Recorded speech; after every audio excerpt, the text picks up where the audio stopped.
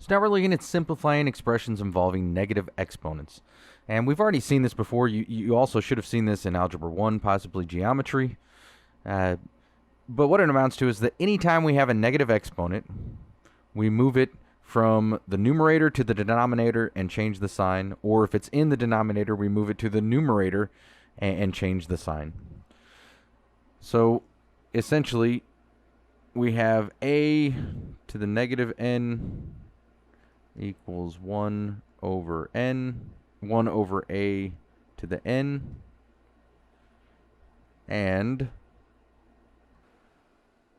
1 over a to the negative n equals a to the n. So with our first one, z to the negative 3, that equals, this is the same thing as z to the negative 3 over 1. If we want to look at it that way to remember, oh yeah, we have to move it to the denominator. So this equals 1 over z, and we change the sign to positive cubed. So again, 10 to the negative 7th, that's the same thing as 10 to the negative 7th over 1.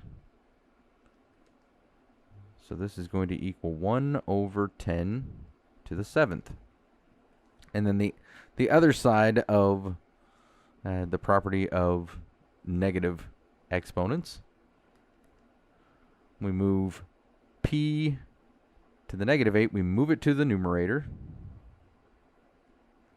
and we change the sign of the exponent. We could write this over 1 and then write it in another step, but since it's over 1, we already know it's just p to the 8th.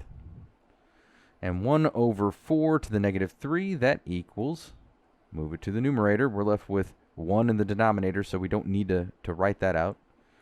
So this is just 4 cubed.